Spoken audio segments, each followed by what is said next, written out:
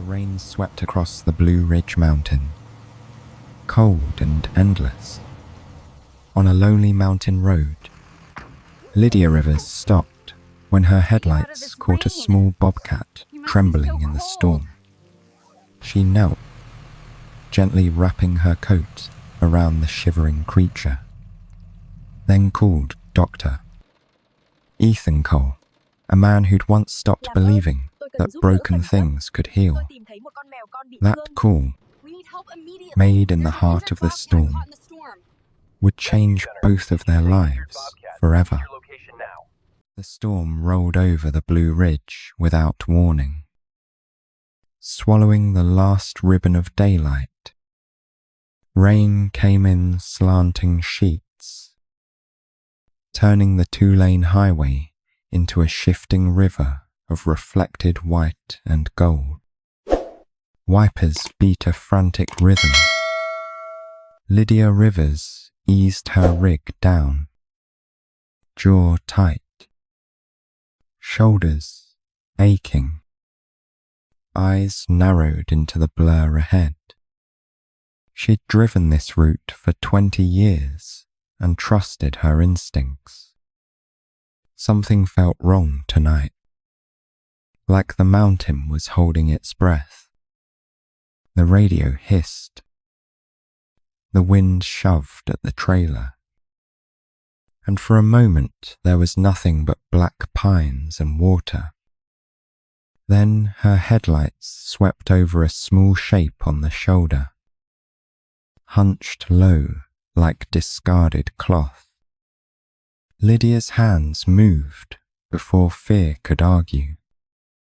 She hit the brakes, hazard lights flaring red through the rain, heart hammering at the stupidity of stopping blind on a mountain road. The storm roared as she climbed down, boots splashing in cold runoff. The shape didn't run, didn't flinch, didn't even lift its head. That was the part that chilled her. As she drew closer, the blur became a young bobcat, tawny fur clotted with mud and blood. One hind leg twisted at a cruel angle, each breath a shallow shiver. Her ears pinned flat, her pupils blown wide. But her gaze was distant, fogged by shock. She trembled so hard Lydia could see the shaking through the curtain of rain. "This isn't right," Lydia whispered, to the dark more than to herself. She'd seen deer broken on bumpers, dogs left in ditches. But this was different. Too small, too young, too alone. She shrugged off her flannel, crouched, slow, voice low and rough from diesel and years. "Easy, sweetheart, easy now. I'm not here to hurt you. Honey." The bobcat made one desperate effort, claws scraping against wet pavement, dragging herself an inch before collapsing. Her body folded tight, legs tucked, shaking. Lydia saw the raw ring of missing fur at her neck, skin bruised in a perfect cruel circle.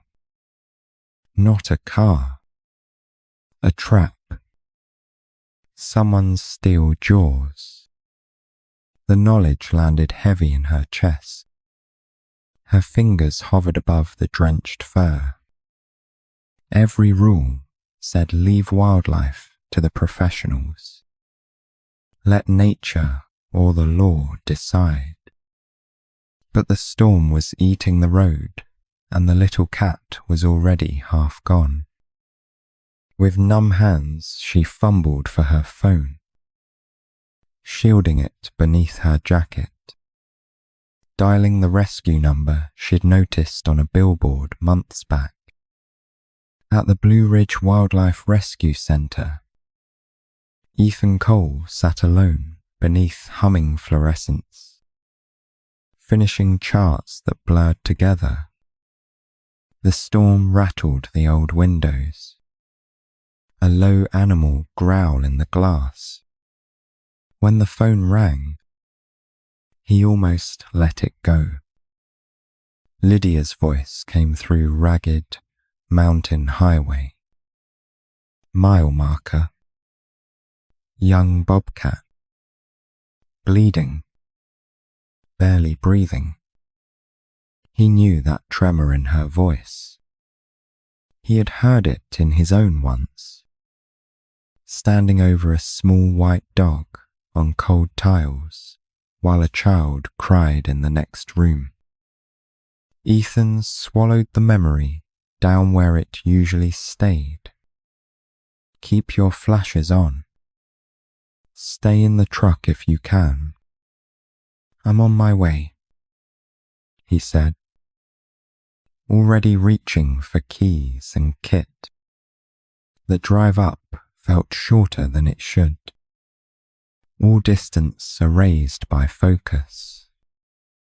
The world narrowed to wet asphalt, broken lines, and the metronome tick of his pulse. Lightning flashed over the ridges like split bone. When he finally saw the pulsing amber hazards through the rain, something unknotted in his chest. Lydia pointed toward the shoulder. No words needed. In the wash of his headlights, he saw her. Young, too young. Tawny coat matted. Leg bent wrong. Breath a ragged flutter. Fear still lived in her eyes, but exhaustion dragged at the edges, pulling her under. As he knelt beside her, she tried to press herself flatter to the ground. Trembling so hard, his gloved hand shook when he reached out. He spoke softly, mostly tone, not words, as he slid the needle in to dull the worst of it. Checked her gums, her pulse, the mess along her leg and ribs. The math in his head was brutal. Trauma, shock, blood loss, cold. The merciful choice would be to end it here. The clock inside him began to count down from 10. Rain hammered his back, slid icy down his spine. In the hard white of the headlights, time thinned. 10. Shattered leg. 9. Torn neck. 8. Hypothermia. 7. Wild. Alone. 6. Policy. 5. Budget. 4. Odds. 3. A white dog on steel. 2. His daughter's empty room. 1. The Bobcat's eyes. Still holding on, he slipped his arms beneath her and lifted. She weighed almost nothing. She didn't fight. That, more than blood or bone, told him how close the dark was now. As he latched the carrier and turned toward his truck, the storm rose louder, drumming its challenge against metal and skin. Ethan set his jaw, cradled the trembling life, and went anyway. Rain still clung to the eaves of the rescue centre when Ethan carried the small carrier through the side door. The world outside was thunder and headlights. Inside, it was quiet, humming with the low rhythm of incubators and the soft beeping of monitors. He set the carrier on the metal table and opened it slowly, half afraid of what he might find. The young bobcat lay still, her sides rising in shallow, uneven pools. Beneath the dull light, her fur showed shades of gold and rust, now dulled by mud. Ethan's hands moved by memory for fluids, heat pads, gentle pressure against the pulse in her neck. "Stay with me, Willow," he whispered, giving her the name without thought, as if she'd always had it. He had named hundreds of animals over the years, though they were never supposed to be names, just identifiers. But this one felt different. She wasn't a case file. She was a heartbeat in his hands, too fragile for distance. Her trembling hadn't stopped, even sedated. Her body quivered, as if fear itself had burrowed into her bones. Nora Bell arrived just after midnight, hair damp, eyes still sharp despite the hour. She didn't ask why he was still there. She simply rolled up her sleeves and started checking vitals. "She's young," Nora murmured. "Maybe 8 months." "You sure she's not too far gone?" Ethan didn't answer right away. "I've seen worse." He lied softly. They worked in silence, guided by habit and faint hope. The X-rays showed a clean break, painful but mendable. The deeper wounds worried him more. Infection, dehydration, trauma. Still, there was life flickering there, thin but stubborn, as dawn seeped in through the frosted glass. Willow twitched once, a faint sound rumbling deep in her throat. By morning, she was awake.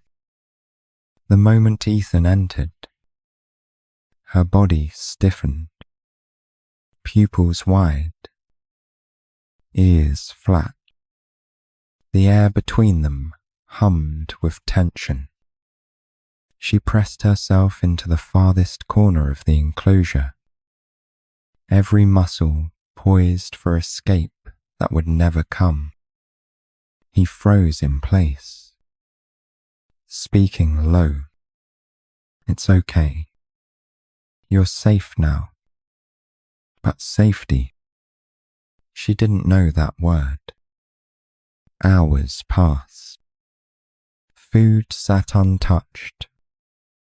Water rippled only when she shivered.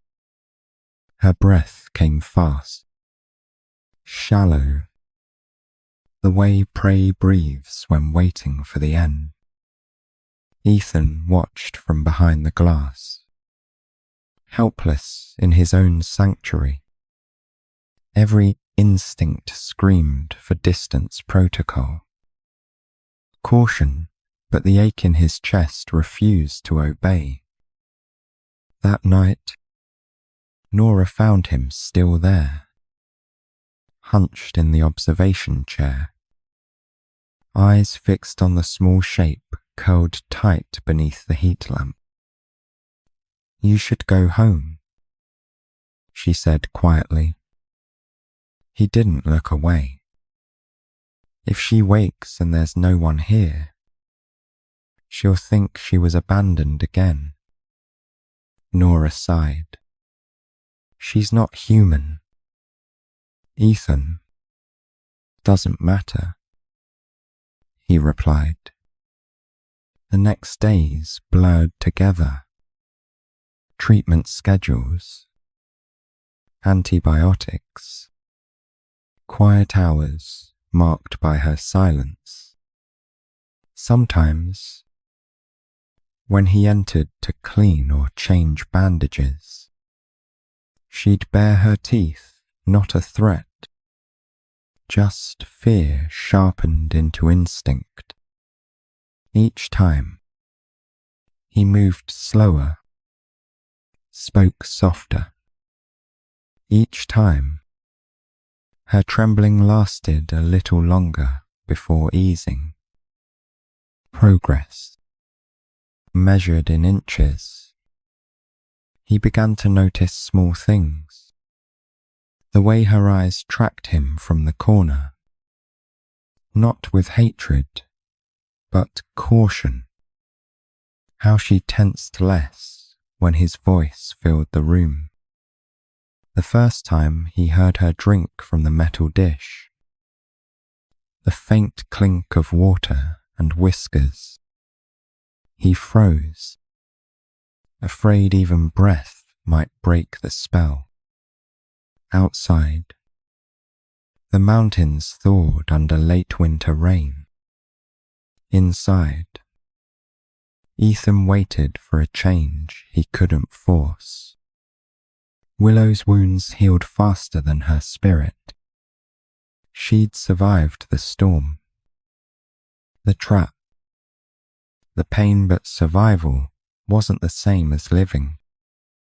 Every night he told himself to leave earlier, and every night he stayed. One evening, he left the door slightly ajar, a quiet act of faith. He sat on the floor beside the glass, reading from a worn book, his voice a low hum. Willow didn't move from her corner, but her ears turned toward him, listening. The trembling slowed. Outside, wind rustled the pines, and for a fleeting second, peace found the room. When Nora checked in near dawn, she saw Ethan asleep in the chair, head tilted back, the book still open in his lap. Inside the enclosure, the untouched food tray sat closer to the front than before.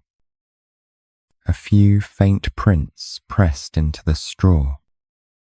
Willow was watching him, golden eyes steady, the storm in them quieter than it had been.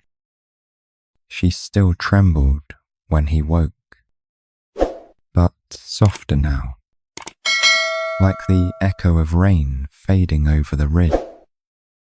He didn't reach for her, didn't speak, only nodded once, as if they both understood the rules of this fragile truce. It was enough. For the first time since the storm, the silence didn't feel empty anymore. The days settled into a quiet rhythm inside the Blue Ridge Rescue. Morning light slanted through the high windows, catching dust that hung like still snow. Willow slept more now. Though never deeply, every sound drew her ears to a twitch. Ethan moved carefully around her world, his steps soft, His breath held as if the wrong motion might shatter something unseen.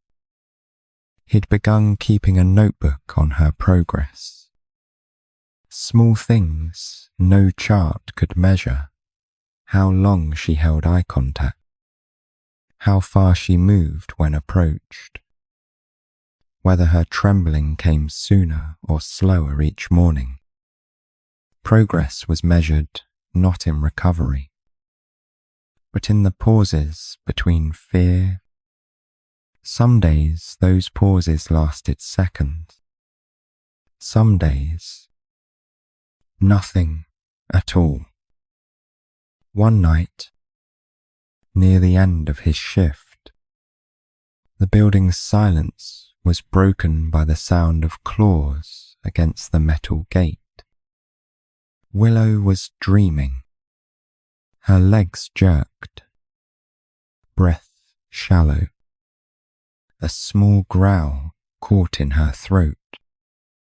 Ethan stood at the glass, watching helplessly as fear ruled her sleep.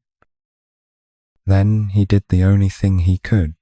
He sat down on the floor outside the kennel and waited. He didn't speak. He didn't move. The hum of the heater filled the room. The clock ticked slow on the wall. And after a long while, her trembling eased. When her breathing evened out, he stayed a few minutes longer before returning to his chair. It was the first time he realized that his presence alone had quieted her. Something fragile had shifted between them. By morning, the air smelled faintly of thawing earth. Nora arrived early and caught sight of Ethan asleep again, still in the same chair, his head tilted back. She smiled despite herself. "You can't keep doing this," she said softly when he stirred. "You'll burn out." He rubbed his eyes. "If she wakes up and no one's here, she'll think the world left her again." Nora didn't argue. She had seen this before, the way certain animals carved their mark into the people who tried to save them. Maybe this was Ethan's way of patching an old wound. Still, she noticed the bruise on his wrist where claws had raked days earlier. The skin reddened and raw. "You should at least keep your distance," she said. "She's wild." Ethan nodded. But that night he found himself back at the enclosure. Willow sat in the farthest corner, her fur rising with each breath, her eyes wide and fixed. He lowered himself slowly onto the floor, outside the bars, not looking at her. "It's just me," he murmured. "Same as last night." For a moment she froze, then turned her head slightly, not away but toward him. The following days brought a strange pattern. Each time Ethan approached, she tensed, but the trembling began to fade faster. He never forced her, never reached in. He simply remained. Sometimes he'd read aloud from an old field journal. Sometimes he'd sit in silence. The sound of his voice seemed to calm her, though he never knew if she understood the words or only the tone. Then, one afternoon, it happened. While he was refilling her dish, a metal tray slipped from his hand and clattered against the floor. The noise exploded through the small room. Willow reacted before thought. Springing forward, claws flashing, teeth bared, Ethan stumbled back, hand raised instinctively. The strike missed, but one claw caught his sleeve, tearing skin beneath. Blood welled along his forearm, hot and sharp. Willow froze, eyes wild, chest heaving.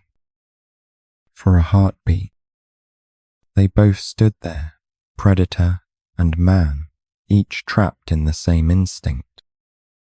Ethan exhaled slowly. "It's okay," he said, voice steady, though his hand shook. "You're okay." He backed away, giving her space. Behind her fury, he saw the same thing as always, fear. Nora rushed in moments later, startled by the noise. She grabbed his wrist, pressing gauze against the cut. "She could have done worse," she whispered. Ethan glanced at the blood-spotted floor. "She didn't want to," he said simply. "She was just scared." His tone wasn't angry. If anything, there was something like guilt in it, like he'd failed to protect her from the world again. That night, he returned despite Nora's protest. Willow was in her corner, shoulders quivering, her eyes fixed on the dark where he sat. He spoke softly, telling her about the storm, about the ridge, about the names of the trees outside. The words didn't matter. It was the rhythm that filled the silence. Her body still trembled, but slower now. The sound of his voice wrapping the space between them. When dawn arrived, the first light spilled across the floor. Soft and pale, Ethan leaned forward, noticing the untouched food had been moved. Small prints dotted the straw, stopping just inches from the glass where he'd sat through the night. Willow was watching him again, eyes no longer wild but wary, something gentler behind them. Something like recognition. He smiled faintly, careful not to move too fast. "You did good," he whispered. She blinked once, slow and deliberate. The trembling didn't stop completely, but it softened, the way thunder fades long after the storm has passed. Outside, the wind carried the scent of pine through the vents, and for the first time, Ethan believed she might stay. Evening came slow and heavy, the kind of quiet that settled deep into the halls of the rescue centre. The last volunteers had gone home, leaving only the hum of heaters and the soft tapping of rain on metal siding.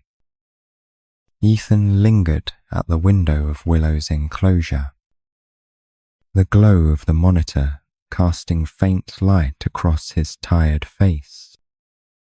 Willow crouched in her corner, pupils wide, fur puffed against the cool air. Her leg had mended. Her wounds were healing, but her fear had not. She still flinched at every sound, every shadow, even at the whisper of his voice. The trembling never truly stopped. It was as if the world itself still felt unsafe to her. That night, Ethan closed his eyes for a moment, listening to her small, rhythmic breaths. In his mind came the echo of another sound, his daughter's laughter, distant and unreachable. The memory arrived like lightning before a storm, unwanted yet familiar. He had lost her because he wasn't there when fear took hold. He couldn't bear to let that happen again. He stood outside the door a long time, the key cold in his palm. Protocol said, never enter alone. Never risk it. But rules didn't account for what silence could do to a creature built for the wild. He unlocked the latch, stepping inside as gently as if crossing a sacred line. The air changed instantly thick, alert, waiting. Willow pressed herself tighter to the corner, eyes fixed on him, muscles trembling. Ethan knelt slowly, careful not to face her head on. Easy, he said, voice barely above a whisper. It's still me. He pulled a small sandwich from his coat pocket, unwrapped it with quiet fingers, and sat on the floor, back to the wall. He didn't look at her again.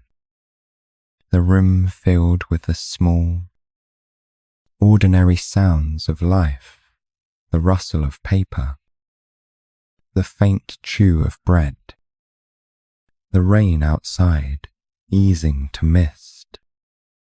Willow's breathing stayed quick, but her growls never came.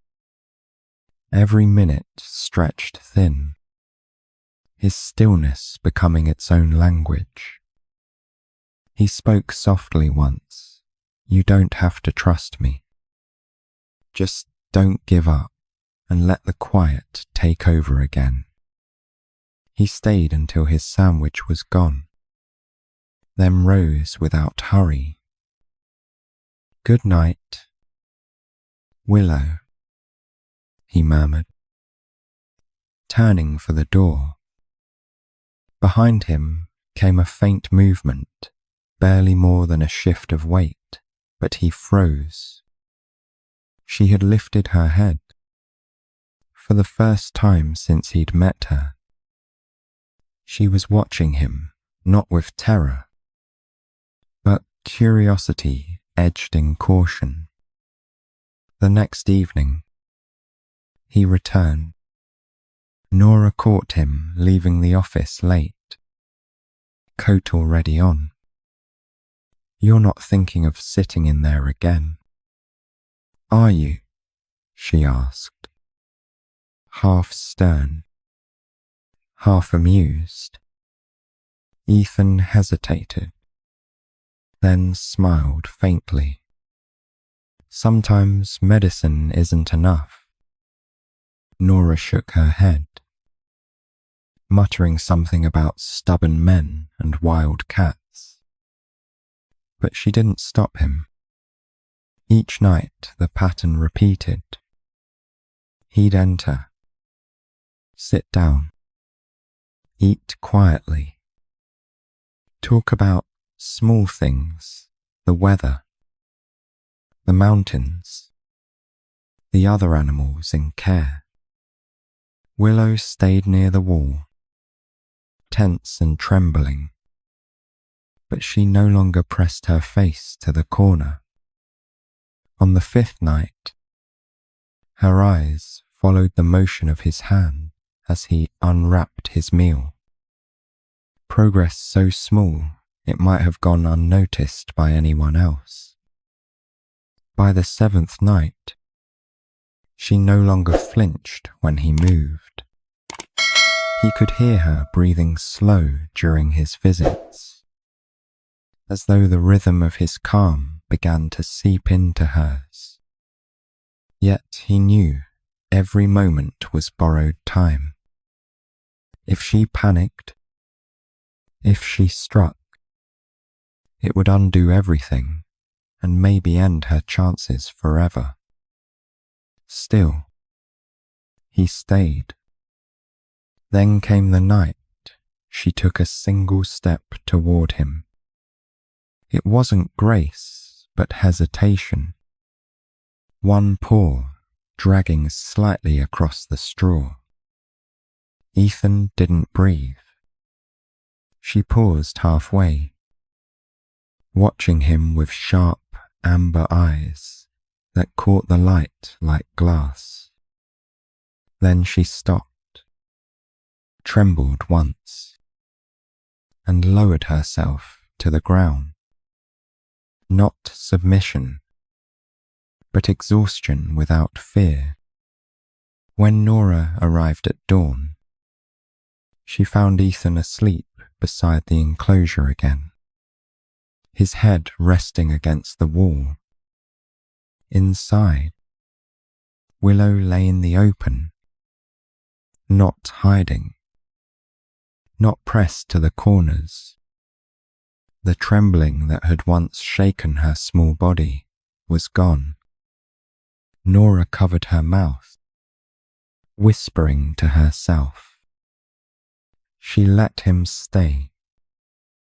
Outside, mist rolled over the ridgeline, soft and gold in the first light. Ethan stirred awake to the sound of Willow shifting straw. She didn't move away this time. She simply watched him, her gaze steady and calm. He smiled, voice rough with sleep. Morning?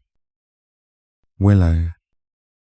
For the first time, she blinked once slowly, deliberately, her silent way of answering back. Morning came with a pale, washed-out light that softened the hard edges of the rescue centre. Willow lay stretched in the open for the first time, her body loose, paws tucked beneath her chest. The air around her felt different now, less like a cage, more like a shelter. Ethan watched quietly, a tired smile flickering, as if afraid to break whatever fragile spell they'd created. Word of that fragile spell reached the wrong ears by noon. Nora's recording, meant to prove Willow's progress, was forwarded up the chain. The director called Ethan into the office, jaw set, fingers tight around printed policy. Entering a predator's enclosure alone. Repeated after-hours contact, violations steep enough to cost more than a paycheck. You crossed a line, she said. Ethan listened, shoulders squared, but his thoughts stayed with the Bobcat down the hall. They suspended him for 10 days, no direct animal contact, no after-hours stays. A warning dressed as mercy. He took it without argument, signing the paper with a hand that still bore faint scars. Rules, he knew, were written for safety. But rules had never met Willow. The first evening without him, Willow waited.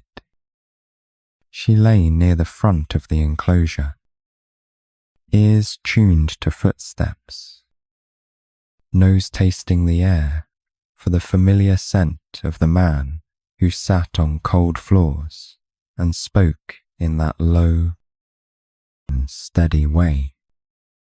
When the lights dimmed and he did not come, something inside her tightened. A quiet, returning storm. Nora tried to fill the space. She spoke through the glass, moved slow, set fresh food gently near Willow's resting spot. The bobcat's eyes followed her, wary but not wild. Still, when the building settled into night, the trembling returned. It started in her shoulders, rippling down her spine, as if old shadows had slipped back in through the vents. By the third night, Willow had pushed herself into the corner again. She picked at her food, drank only when the room was empty. The trust that had stretched like a thin bridge between her and the world felt suddenly fragile, fraying at the edges. Nora watched the monitors, worry creeping in where pride had been days before. On the fifth night, Nora made her choice. She dialed Ethan's number with a sigh, staring at Willow's hunched shape on the screen. "She's slipping," Nora said quietly. "It's like she's waiting for you to walk in, and when you don't, she folds." Silence hung, broken only by Ethan's exhale. "I'll come after close. No records. Just for her." The center slept when he arrived. The parking lot lit only by one flickering lamp. Inside, the corridors felt longer than he remembered. At Willow's enclosure, he stopped. She sensed him before he spoke, head lifting, ears pricking, pupils widening. The trembling that had shaken her moments before halted mid-shiver, as if her body recognized him before her mind could find. He didn't step inside this time. He sat cross-legged just beyond the barrier, unwrapping a simple meal. "Hey, Willow," he said softly. "Long week, huh?" His voice filled the room like a familiar song. For a long while, she only watched. Then, with a slow care that looked almost painful, she rose and limped toward the front, drawn by something older than fear. Her nose brushed the bars where his hand rested. She didn't strike, didn't retreat. The world held its breath.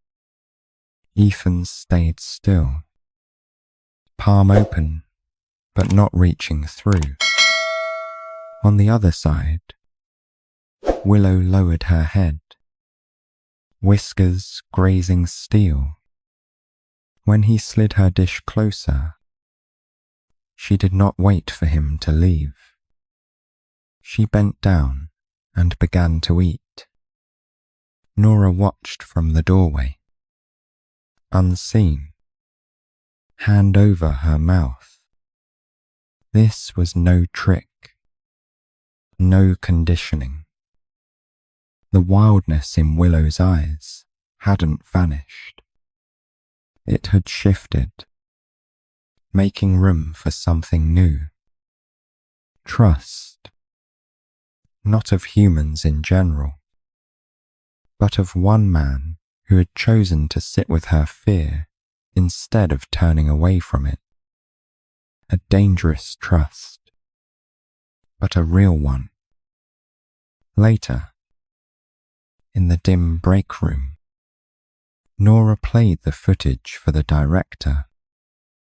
No music, no narration, just the quiet sound of a bobcat choosing not to hide.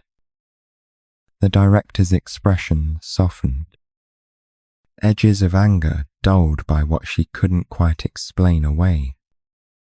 "This doesn't excuse him," she murmured. Then, after a beat, "But maybe it explains her." When Ethan returned to official duty, restrictions still hovered over him, a shadow of consequence. But Willow did not care for memos or warnings. She met him at the front of the enclosure now, trembling less, watching more. In her steady gaze, in the way she ate with him near. The story was written clearly. His stubborn presence had become her mirror, reflecting a world where fear no longer had the final word.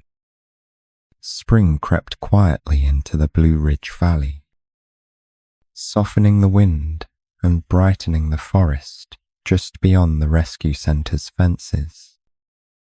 Inside, Willow had grown stronger. The limp in her step remained, a faint echo of what had once broken her. But her movements were steadier, her eyes clearer. She spent her mornings pacing the enclosure, ears tuned to the rustle of pine needles outside.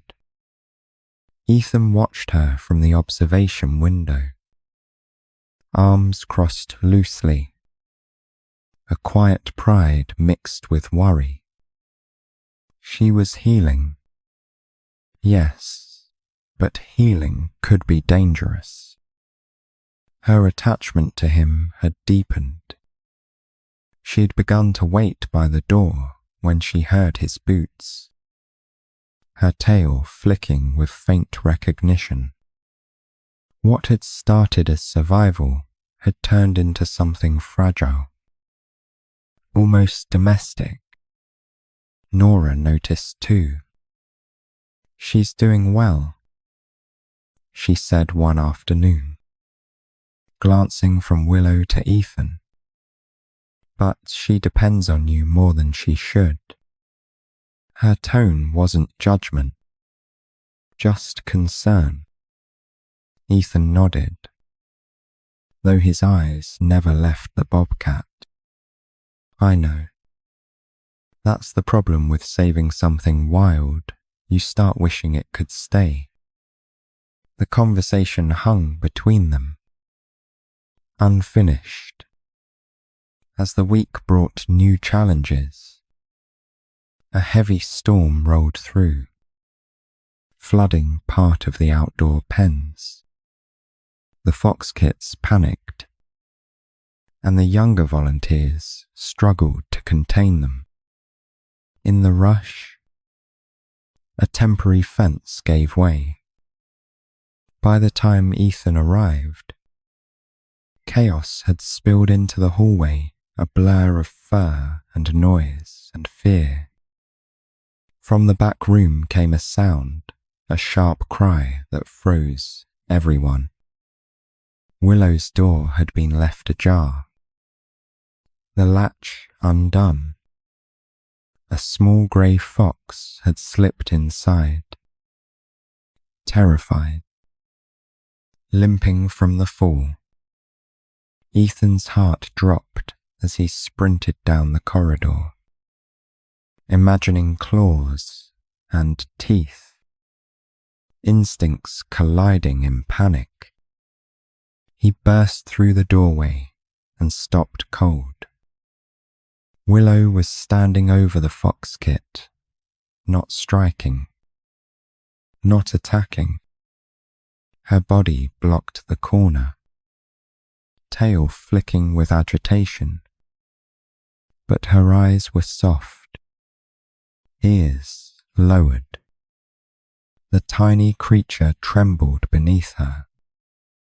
Unharmed, she let out a low, guttural sound, not the growl of a hunter, but the warning of a guardian. Ethan could only stare, breath caught in his throat. He approached slowly, voice calm. "It's okay, girl. It's okay." When he opened the door fully, Willow stepped aside, allowing the frightened kit to scurry past him and into safety. For a long moment afterward, she remained near the open doorway, her gaze locked on Ethan's. A silent question flickering there, had she done the right thing? Later, when Dr. Paul Hayes arrived from the State Rehabilitation Board, the incident was already circulating through the staff. Hayes was polite but sharp, his clipboard an extension of his skepticism. "Impressive story," he said dryly, "but it doesn't change the facts.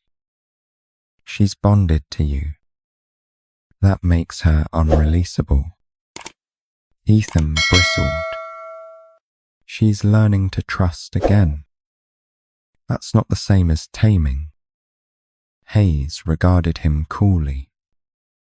"Trust is a human word. What she feels might be dependency.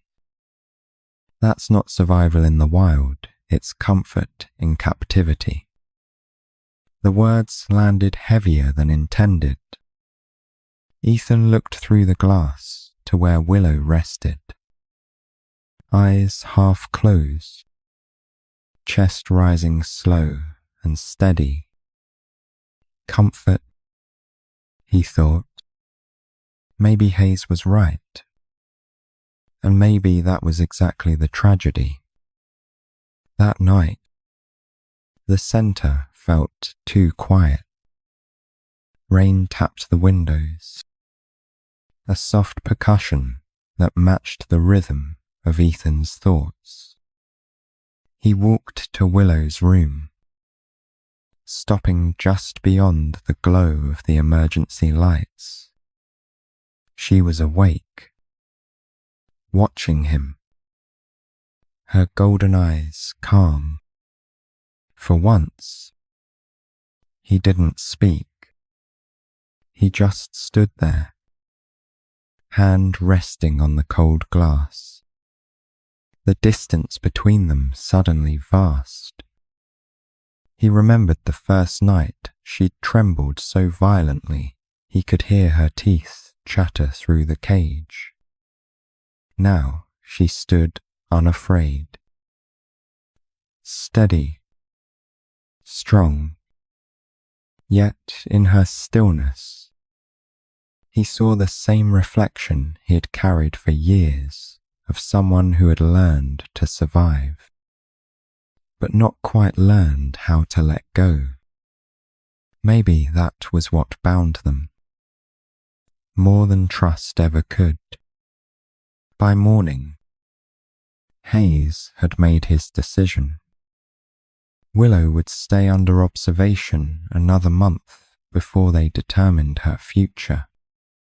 The report sat unsigned on Ethan's desk, a line left blank where his signature should go. He stared at it, then at the enclosure beyond, where Willow watched the rain fall through the skylight. her gaze full of quiet knowing. Ethan finally picked up his pen but didn't write. Outside, a single ray of light broke through the grey sky and landed across Willow's fur, turning it gold for a heartbeat. He smiled faintly. Whatever came next, release or captivity, she had already crossed her own threshold. Fear had taught her to hide. Trust had taught her to stand. And now, perhaps, it was time to see if she could walk alone. The morning fog lifted slowly over the ridges, curling through the trees like a ghost reluctant to leave. In the pale light, Willow watched the gate to her new enclosure swing open. Beyond it lay the pre-release field, acres of brush, rocks, and silence. This was where the wild would decide if she still belonged to it. Ethan stood behind the fence, heart steady but heavy. It had been a week since Dr. Hayes signed the final approval. Willow's strength, her instincts, her calm under stress, all enough to justify a test of freedom.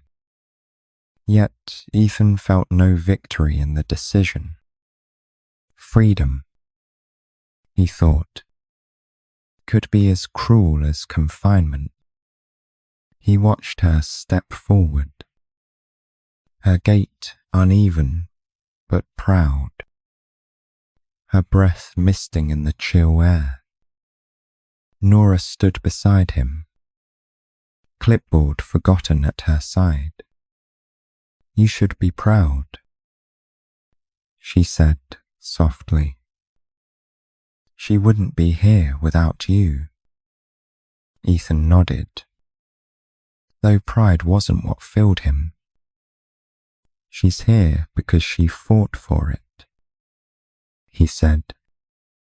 "All I did was stay long enough for her to remember how." His voice cracked faintly, almost lost beneath the wind. The first day passed in silence. Willow explored but stayed near the edges, circling the perimeter, pausing often to glance back toward the center. The cameras caught her pacing after dark, restless and alert. On the third day, she disappeared into the brush for hours, returning only to drink. She was learning distance again, an instinct both painful and necessary. Ethan visited daily, though protocol limited him to the observation deck. He'd bring her food, leaving it near the fence before retreating. Sometimes she appeared after he left, sometimes not at all.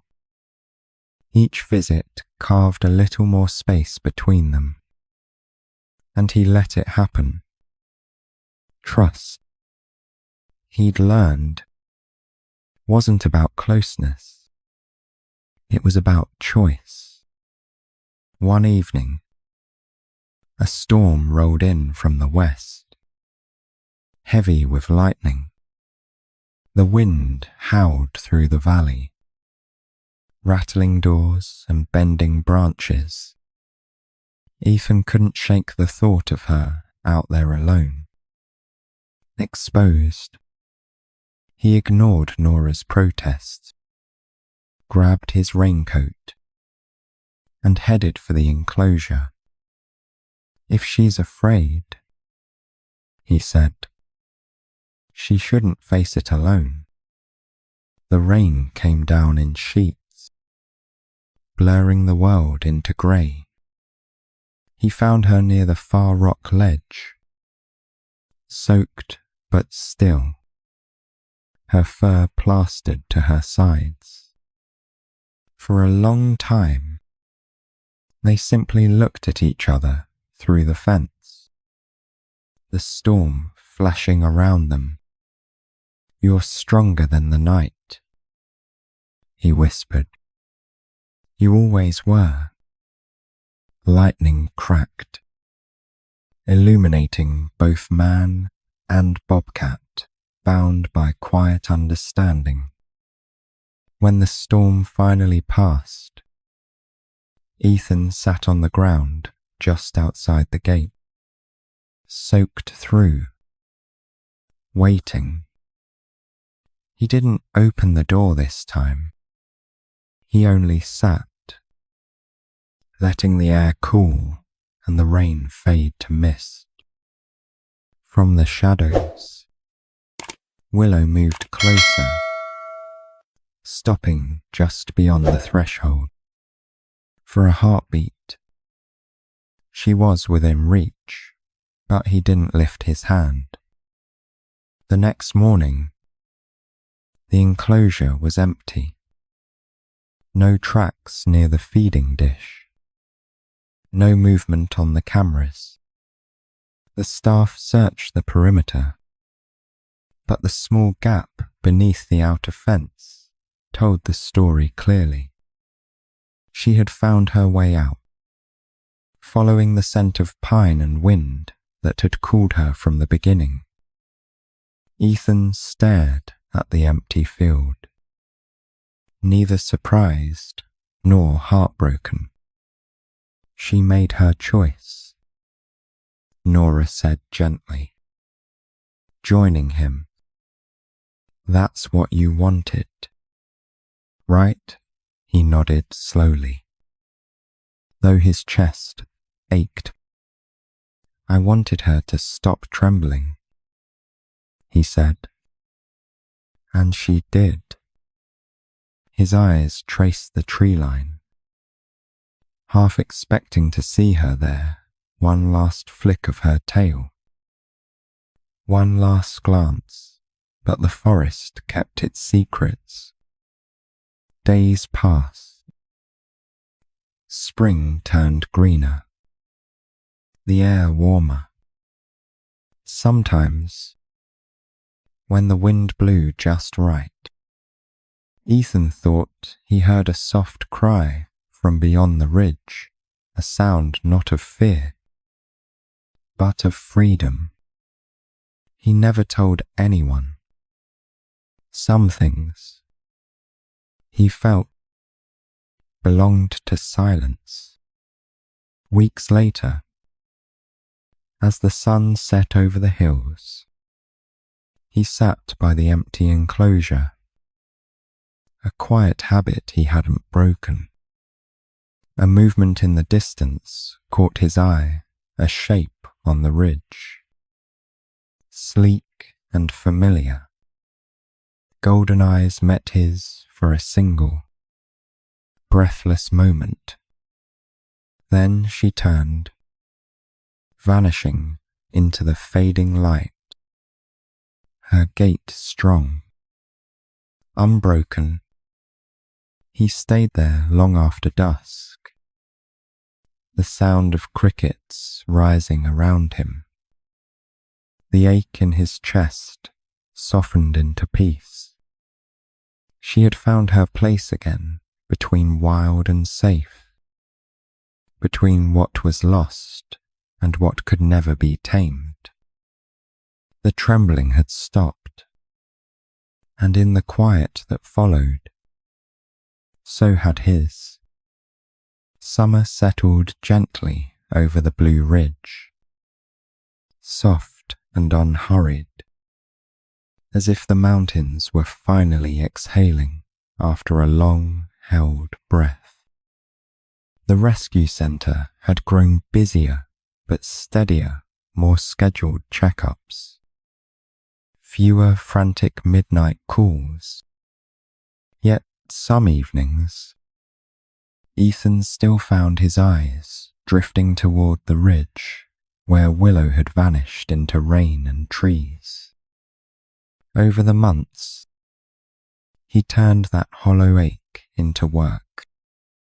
With Nora and the team, he claimed a rough stretch of land behind the kennels, fenced but open, seeded with rock ledges, fallen logs, and trees left wild on purpose. They named it Willow Haven Sanctuary, a home for those too broken to roam free, yet too alive for cold concrete floors. The first resident arrived in early fall, carried in on a stretcher from a roadside ditch, a young bobcat struck by a truck, hip shattered beyond wild repair. She came in all teeth and fury, pupils blown wide with the same stunned terror he remembered. Beneath her tangled fur lay an old snare scar, dark and cruel, circling the tender fur of her neck. Ethan stood at her enclosure longer than he meant to, feeling time bend back on itself. Nora joined him, reading the history in his face. "Another willow?" she asked gently. He shook his head, though his throat tightened. "No," he said. "She's herself, but she's learned the same lie, that pain is the only language people understand." As days passed, the new bobcat hurled herself at every hand, rattled steel, spat at bowls of food, yet even rage wore thin. At night, the cameras caught her pacing tight circles until exhaustion folded her in a trembling heap beneath the heat lamp. Watching the grainy footage, Ethan knew exactly where the fear lived and where he'd have to sit. He did not rush the ritual this time. No broken rules, no open doors, only patience refined by loss. He sat outside the bars with his coffee, boots still, voice low as he spoke of harmless things, thawing rivers, stubborn pines, constellations returning each clear night. Little anchors of calm dropped into the churning water of her thoughts. One evening, as the sun burned down gold along the ridge, that old sensation pricked at him, the feeling of being watched from a distance that wasn't threat. He lifted his gaze to the tree line beyond the sanctuary. There, half veiled in shadow, stood a sleek bobcat, older now, coat thick, one step sure, one step marked by memory's limp. Willow did not move closer. She didn't need to. With the mountain at her back, she watched the man by the fence and the restless cat inside it, her amber eyes catching the last light. There was no trembling left in her frame now, only a calm belonging. She was wild again, yet the wild in her had learned the shape of gentleness. For a suspended heartbeat, their eyes locked across the distance.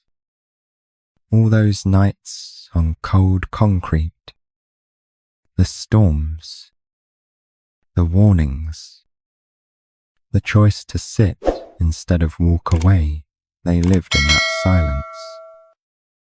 "You made it," Ethan whispered, unsure if he meant her survival or his own surrender. Willow's ear flicked. A quiet acknowledgement, then settled back to stillness. Inside the enclosure, the young bobcat stilled mid-pace, nostrils flaring toward the ridge. She turned, ears high, drawn by a scent braided of pine sap, stone, and something older than fear. No hiss came this time. She only stared, as if sensing a story already written for her sake.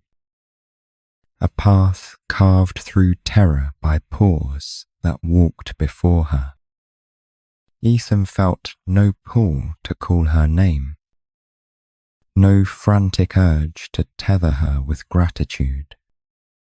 That was never the point. Instead, he lowered himself to the ground outside the younger cat's pen, just as before.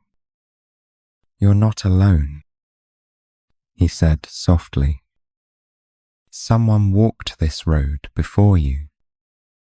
His voice no longer shook. It simply rested in the quiet air. In the months that followed, volunteers sometimes mentioned a silhouette on the ridge at dusk, a bobcat that lingered just out of reach, watching the sanctuary with unhurried eyes. Ethan never confirmed it, never denied it. Some truths, he believed, were meant to stay half wild, like blessings that refused to be caged or turned into tidy legend. As the first frost silvered the grass around Willow Haven, the new bobcat finally slept near the front of her habitat. Trembling eased to faint ripples, gaze softer when Ethan appeared. Beyond the fences, the ridge rose dark and sure. Between that line of trees and this small patch of refuge ran a thin, invisible thread that finally felt like trust. By then, the story had settled where it belonged, not in policies or headlines, but in the quiet fact that once a bobcat had trembled with fear until a vet chose to sit beside her and stay. He did not own her rescue, and she did not owe him tameness. The wild kept her, yet left him a gentler way to listen when it cried. If this story touched your heart, just drop a 1 in the comments, or a 0 if it stayed quiet inside you. Don't forget to subscribe. There are more gentle stories waiting just beyond the trees.